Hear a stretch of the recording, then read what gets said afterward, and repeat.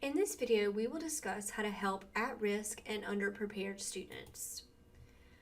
First, it's important to define what does it mean to be at risk. There are many different factors that could classify a student as at risk, and those are listed here on this slide. The biggest thing to note is a lot of times at-risk students lack the motivation to pursue a college degree, and they may need a lot of assistance in terms of soft skills. So those are listed in the quote above. So maybe attending class, maintaining concentration, using effective study skills, and then also social skills as well. Underprepared students are students that come to the college that are not academically ready for our courses.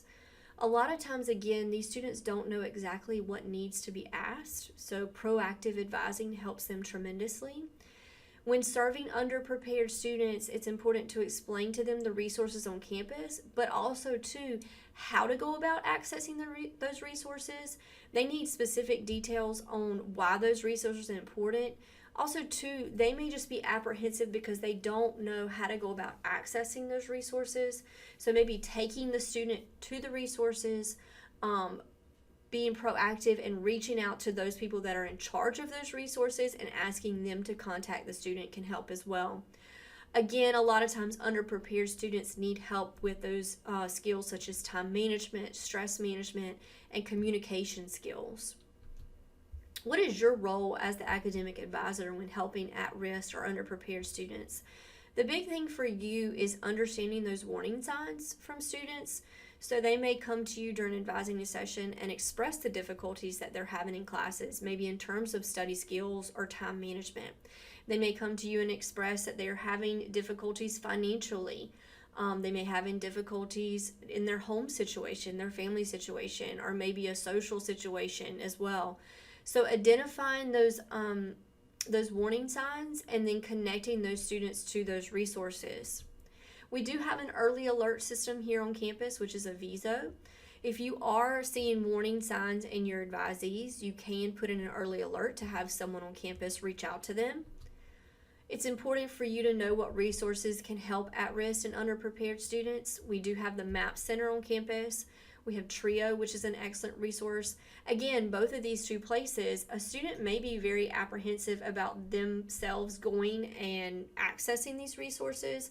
So maybe if you're working with a student in an advising session, actually get up and walk with them over to the MAP Center, walk them over to TRIO, let them see for themselves how these resources can help them, put them in contact with the people that are in charge of these resources so they feel a little more comfortable about accessing them.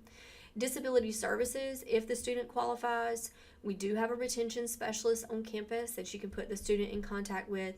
Financial aid, especially if a student is having issues they talk to you about, they can't afford their apartment or their car is broke down and they can't get to campus. We do have emergency aid on campus that can help students. Talk Campus is a great resource for students to connect to each other if they're having, issues in terms of mental health or they're feeling overwhelmed or stressed. And then also the Career Center that's on campus, especially if a student is a bit unmotivated and needs some help in terms of career exploration. An advisor-initiated outreach can go a long ways. So if you're looking through your advising list and at the end of the semester or the beginning of a new semester and you see that a student has struggled in the previous semester, reaching out to them, making that phone call, making that connection can really go a long way. Because a lot of times, again, students may think, either nobody cares or they themselves don't know to reach out. So just picking up the phone and, making that connection can go a long way to support at-risk students. Other ways that you can help your advisees that are at risk or underprepared: developing SMART goals with students, identifying the challenges that they are experiencing and putting those on paper, and then creating an action plan of how they're going to overcome those challenges. Identifying specifically what resources the student needs. There's also, resources out there to help with time management skills and also study skills.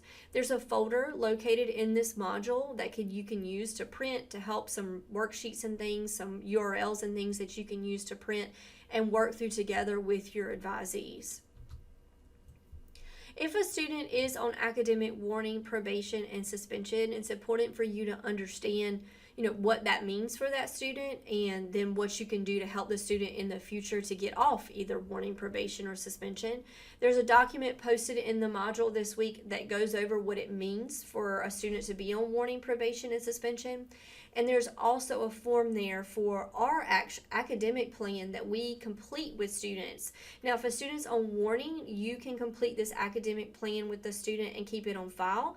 Again, it's important, especially if a student's on warning, for you to continuously follow up with the student throughout the semester to making sure they are making steps in their academic plan to be successful. If a student's on probation and suspension, you'll work together with our disability services counselor to come up with, this action plan together. Building a schedule. So these tips go for all students, but they're very important for a student who is at risk or underprepared. Make sure that the student is taking ACA 122 in their first semester. It's going to go over things like time management, stress management, and study skills that a lot of these students need.